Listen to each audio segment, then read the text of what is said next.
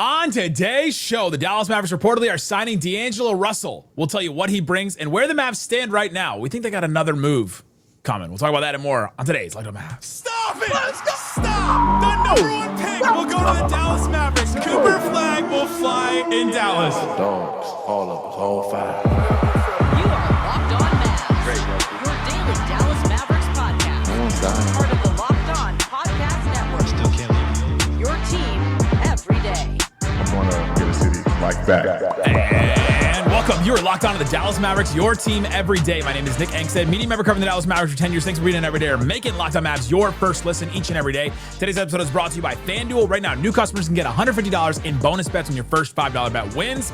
Joining me, as always, my co-host, media member covering the Mavs for 10 years, right alongside me, the free agency delayed dude, the one more thinking. What you got for me, Isaac Harris? Here we are, baby. It's free agency day.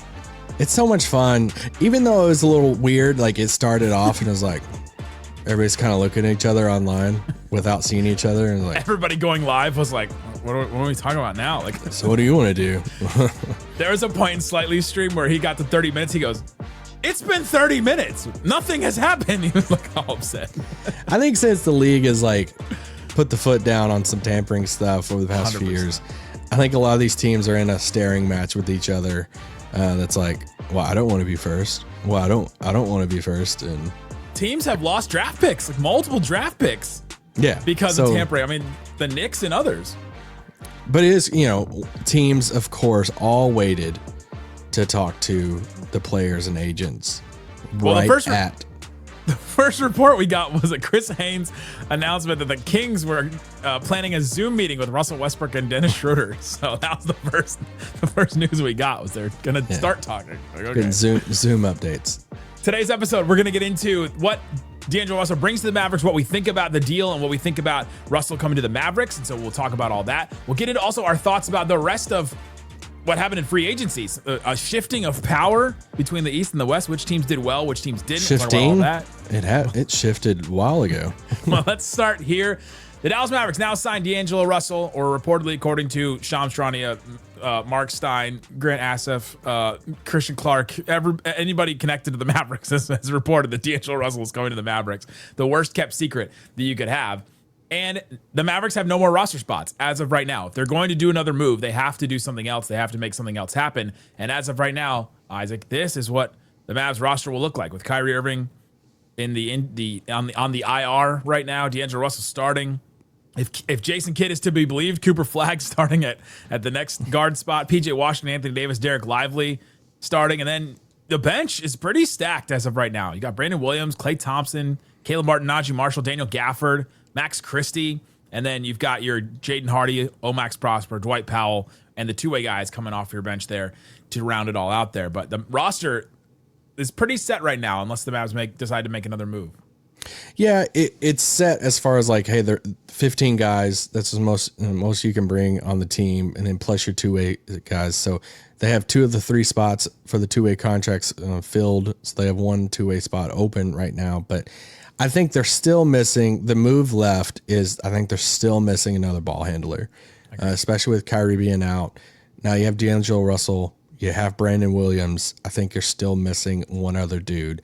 And unfortunately, I think that's where you're going to see some type of move to probably shed Omax and swap Omax out for his roster spot out for another ball handler, or maybe it's Dante Exum, maybe it's another guy.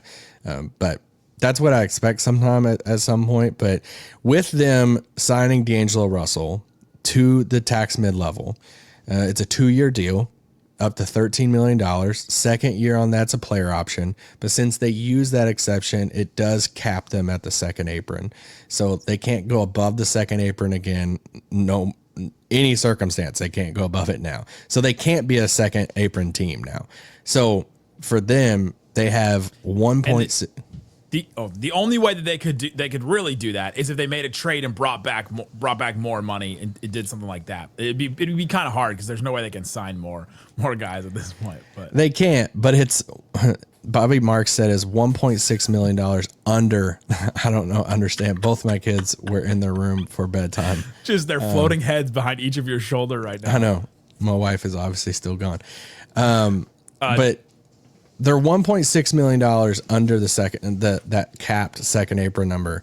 That's not enough for a minimum contract. So even if they had a contract spot open, they would have to like shed money to be able to offer a minimum contract. So they're literally climbing up on the chair. They're climbing on you. I'm making faces at them. Go put them to bed. I'll hold down the fort. Yeah, hold it down real quick. The Mavs now to make another move, which you mentioned, it would probably be dumping Omax's deal in some way. Isaac's yelling at his kids. I'm gonna go solo here real quick. Isaac is sending his kids to bed. So funny. And they would dump Omax, and then they would bring in Dante Exum, is the name that has been mentioned with the Mavericks a couple times. And to me, that is what's needed. Trey Mann is another name that has been mentioned today because the Hornets didn't extend the qualifying offer to him. They didn't decide to keep him. And a lot of you, especially on the text line, have mentioned to me, what about Trey Mann? What about Trey Mann? Trey Mann's kind of interesting. He's a 6'3" guard, definitely a bucket getter, definitely somebody that could help the Mavericks with scoring off the bench. If I had to choose specifically between Jaden Hardy and Trey Mann, like if that was my only choice, I think I would try it with Trey Mann and see what happens there. That's not the choice the Mavericks have right now. And so if the Mavs were able to dump Omax's contract, if that's what they decide to do, and bring in somebody, I would want Dante Exum instead of Trey Mann because they need somebody solid and steady. Because if you think about it, think about the Mavs ball handlers right now. You've got D'Angelo Russell, who can do a lot, can produce for you, but it's been a shaky decision maker, especially in the playoffs at times. Then you have Brandon Williams, who's really only been in the rotation for an NBA team for 17 games, the end of last season. And it was like March, April basketball, which is not always considered real basketball. Then you have an 18-year-old Cooper Flagg. Okay, rookie's prone to make mistakes. He's probably not going to make a ton, but still. And then you would have Trey Mann, who's like, bucket getter and a little erratic too, and wasn't kept by the Hornets. And so I don't think you can go into and about to be bought out Cole Anthony. That could be one of your options too. But I would rather go with a Cole Anthony or Dante Exum to be a little bit more steady. You need somebody that's steady in that to bring in if things go haywire, basically. I would be surprised if it wasn't Exum. Exum just gives you a different look with that than what a D'Lo and a Brandon Williams would with that. Let's go back. Yeah, and size. Let's go back to D'Lo just for a second. Unless if this is like your first pod and that you haven't heard us talk about D'Angelo Russell, we've talked about him a lot over the weekend on yesterday's podcast. But we're both fans of this. Like I'm a big fan of it. I think when you looked at what I've been trying to say is, when you looked at the options for stopgap point guards for until Kyrie comes back for the price tag at that like $5 million mark, I think what he's good at with the passing and the shooting outweighs any of the other options' strengths, like Westbrook's athleticism and, getting into the paint and stuff. Give me D'Lo's passing and shooting over that. Brogdon, you could just go down the line, even like a Tyus Jones, like just keep on going. I think sometimes we overthinking it a little bit. I love the situation. This is the least amount of money he's going to make since his rookie season in a deal. And he's signing up for this. So like he wants it. He wants this opportunity and it's the player option on the second year. So like he knows that if he plays well and Dallas loves him and it works out and all this stuff, he can opt out at the end of the year and go get a bag next summer and get more money on top of that. So it has to work out for him, and it's a great situation. There's a lot of ties, personal ties for him here in Dallas too. So I love the situation. I think it's a great fit for him, and I'm a believer in it. I could eat my words on it, but I'm a believer in the fit. I believe in it too. I believe what he brings is solid for the Dallas Mavericks. And I think there's one thing that people forget about when it comes to D'Angelo Russell coming to the Mavericks that really puts it into perspective. And I'll tell you what that is coming up.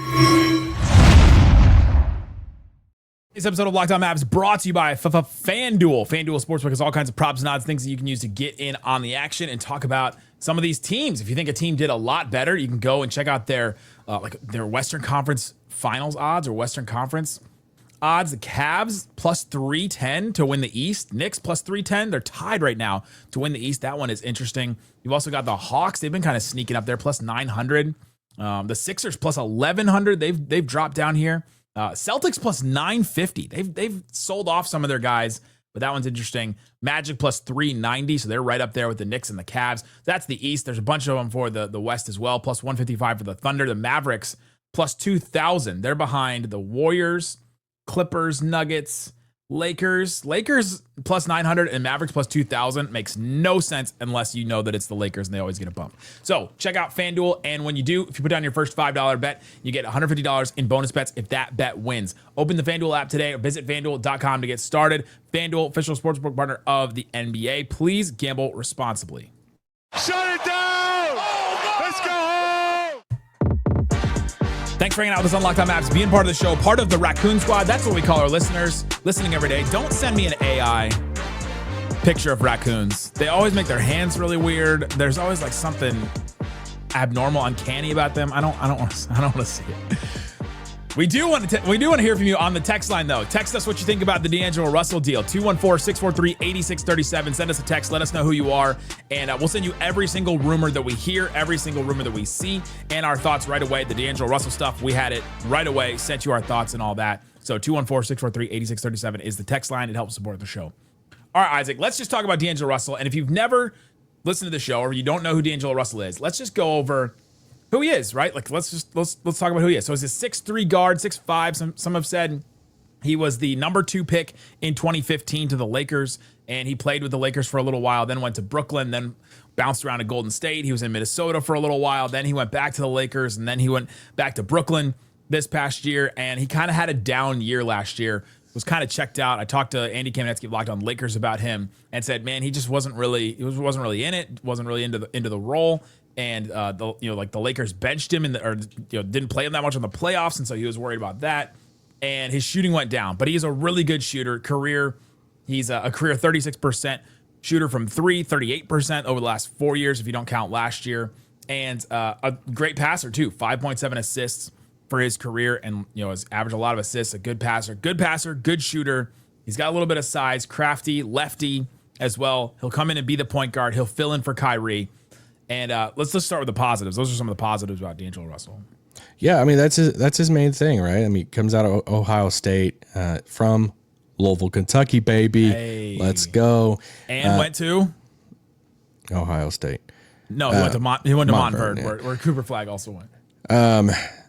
Which, side note, he does a really cool camp back in Louisville called Camp D-Lo. He's done it for a while now, and he's just always been all about the city of Louisville and stuff, and always comes back there, and people just speak super highly of him regarding his kind of investment into the city and coming back and always representing and stuff. So anyway, just had to throw that out there. But for D'Lo, it's been all about offense for him, right? Like running the offense. He's a great passer, like you said, great vision, and just he's just like one of those like natural scorers. Like if you're saying, hey, I'm gonna start up a pro-am game, like D'Lo's gonna be one of your guys. Like he's gonna be able to put up like 50 in that game. So it's all the offensive side that it makes a lot of sense, and even like playing off the ball too. Like you said, he's been a great 3-point shooter up until last year. Even had some experience in Minnesota playing off Ricky Rubio, to where he played the 2 guard for a couple years there, a decent amount of the time. So when you look at offense, yes, you could look at some of the ball movement stuff that he gets a little ISO friendly at times, or some of that. But I'm a believer in the system in the situation that he's going to come into, that I'm not as worried about when you're looking at things, and we could transition in this of what like you're concerned about with D'Lo. I'm not worried about the ball movement stopping with him. I think he's going to fit into the system with that. I think he's going to keep the ball going. You have Anthony Davis, Cooper Flagg, Klay Thompson, all these guys. Like, I don't think he's going to be ISOing out and saying, hey, I got this all the time. Not worried about that. Some of the time, maybe not. Hopefully not all the time. Well, I mean, I think naturally it's going to happen every now and then. But he's not stepping into the Luka role or a Kyrie role and saying you're going to do exactly what they're going to do. I don't buy that. I am concerned about the defense, of course. Like that's something that he has just been. Yeah, that's why you prioritize a signing like this. I am worried about the defense because he has been just brutal at times on the defensive end and effort not there. I'm not, and this is the one that I'm not as confident in, but this is how I feel at the moment. And this could really like cold takes here. I'm not worried about the effort buy-in from him. I think he's going to have that completely in Dallas. But that contract year. I know, but it's like I'm agreeing with you. He's in a contract year. If you just seen some of the stuff in the past where he hasn't been as locked in and effort stuff, like you said, talking to the Kamenetsky brothers, and so it's like. But I think there's going to be enough around him, and in the situation for his contract and all the stuff, I think we're going to get a really good D'Lo first half of the season, and I think it's going to. I'm going to say it now. I think his passing and his assist numbers is going to surprise a lot of people who don't watch him play ball.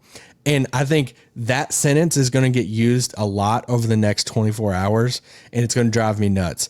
People are going to say, who are anti-D'Lo, are going to say, did you even watch him play? Like, yeah, he has some like cool numbers, but do you even watch him play ball? Yes, I've watched him play a good amount of basketball. I get the flaws, but I think people are going to be surprised about the assist numbers he's going to have and how good of a passer he is. I think he's had some of his best years under solid coaches as well that believe in him. Like, think about some of the coaches he's played for in his career. He played for Byron Scott when he was with the Lakers. He played for Luke Walton. He played for Darvin Ham. He played for Ryan Saunders in Minnesota. But he had his best year under Kenny Atkinson in Brooklyn. He had another one of his best years in Minnesota under Chris Finch. And I think that with Jason Kidd, I think that he will empower him, and I think that will be a really, really good thing for him coming in as well. I think solid coaching and just the vets around him. He also has really good chemistry with Anthony Davis specifically. That's something that Andy Kamenetsky told me about too. Did you see the Zodiac sign? The person that ranks the Zodiac sign connections between the two of them? I don't rock with Zodiac signs, but. And what are you? When's your birthday? I'm just kidding. I don't rock with that. And they said that the specific connection that's really good is D'Angelo Russell and Anthony Davis. So the stars are literally aligning for those two to reunite. And but that's, I think, another benefit, because we were waiting for somebody to unlock Anthony Davis's game and to run some pick and roll with him and to do some of that playmaking stuff and to set him up in a way. The Mavs really didn't have a player last year that could do that when Kyrie went out, and D'Angelo Russell comes in and does that. Yeah, don't look at some of the AD D'Lo numbers from 2 years ago or when last time they played, because those don't look the greatest. I think some of the other parts and stuff that's going to be playing with them is going to look a lot different. So that's why I believe in it. Yeah, I mentioned this the other day. I think it's crazy that it feels like when D'Lo, the phone taping thing with Nick Young, his rookie season still gets like brought up to him. It's still like kind of attached every now and then. And it's like, I've watched different things. He has a great podcast, by the way, on YouTube, and where he's had like Jared Dudley and AD and different people on there. I watched him and Dudley talk the other day for like an hour, and it was awesome. It was post Luka trade too, so they were talking about some of that reaction and different things. And him and Dudley, great relationship. They played together in Brooklyn, which is kind of weird to think about. Please, Jared Dudley, stay. I know. Oh my God, Coach Dudley, please. I can't lose more. Mavs, pay Jared Dudley. Pay him. It's kind of on them. But no, so he has a lot of connections with Kyrie and stuff too. In these different interviews, different things, as he's talked about and referenced himself about how young and dumb he was when he first came into the league, and how he's grown up since then and matured and stuff since then. So I think it's a little unfair to hold that, to him or attached to him. So just some people's thrown that out, man. Locker room guy. I'm like, come on, like that was a long time ago, 10 years ago. He was drafted in 2015, so it was legitimately 10 years ago. The thing about D'Angelo Russell, I think some people forget about, that I mentioned earlier. He's only going to have to really be the Mavs starting point guard for like 50 games before Kyrie comes back. Yeah. And you're not putting him in a position where he's your only ball handler. He's your only guy that's making plays either, because Jason Kidd talked about doing it by committee. Cooper Flagg's going to run some plays. You got Najee Marshall can run some. You got Max Christie can do a little. Obviously, Anthony Davis is going to have some plays drawn up for him. Klay Thompson have some plays drawn up for him. It's going to be a little bit of a committee offense. It's not D'Angelo Russell sliding into the Kyrie role, the Luka, the former Luka offense. It's not that. And I think that if his role is a little bit lessened and not what we've seen from him in the past, I think that that's a better version of D'Angelo Russell. Yeah. Coming up, let's get into the rest of free agency. What moves actually affect the Mavericks? We've got a couple, and the Rockets. Rockets are doing some things. We'll get into that and more coming up.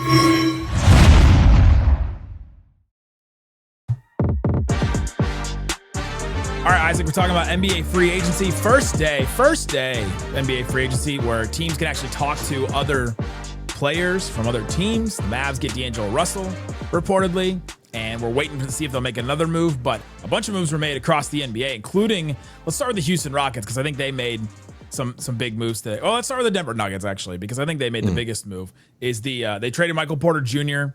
to the Brooklyn Nets for Cam Johnson. Brooklyn also gets a 2032 first-round pick. That is going to be a good pick, probably, for them. But the swap of Michael Porter Jr. and Cam Johnson does more for the Nuggets than just get them Cam Johnson for Michael Porter Jr. It also opens up their full non-taxpayer MLE. So they have $14 million to offer somebody else now, which I think is a big deal for them. Yeah, I think for me, one of the stunts of the night, for this first night of free agency, is just a lot of these West teams just slowly starting to get a little better here and there. And with Denver, they were in a weird spot last year, but like you said, like I love Cam Johnson. I think he's going to feast on these 3-point shots playing with Jokic and Murray and Aaron Gordon and stuff. So I think that's going to be great for him. I think he's going to be a great fit. They're going to get Bruce Brown back on like a minimum deal while still keeping that 14 mil exception open. They're going to bring one or two guys back or in with that exception. So they're going to be a little bit deeper, which is what they needed to be. And so they're going to be scary. It's like them. They took a step tonight. I think you look at Houston and you look at the Kevin Durant trade, and then it's like all these other moves and stuff that they make of keeping Jabari locked in. They traded for they signed Dorian Finney-Smith, our guy. They signed Clint Capella, and it's like, all right, y'all just keep on getting better. I've loved their off season. I think they're just hitting it out of the park, and they still have so many of the pieces to go after the big trade too if they wanted to, whether it's a LeBron or probably a Giannis. That would be nuts. But yeah, you look at what the Rockets have right now. You're probably starting like Fred VanVleet, Amen Thompson, Kevin Durant, Jabari Smith Jr., Alperen Sengun. Then you got a bench with Tari Eason, Dorian, Steven Adams, Clint Capella, Jayshawn Tate, Cam Whitmore, Reed Shepherd. Like they've got a pretty deep team, plus a top heavy team as well on there. Rockets have definitely gotten better, and that's one that I look at and go, man, they do still have picks, and they have Cam Whitmore, Reed Shepherd, Tari Eason, like some younger players that you could send in a trade too. That, man, like that's scary. They're just starting to. I just think that they've solidified that. I love my tiers here. That when you have OKC in tier 1, I think they're starting to solidify themselves as tier 2, and like pushing. For me, I think they're starting them to move. In Denver.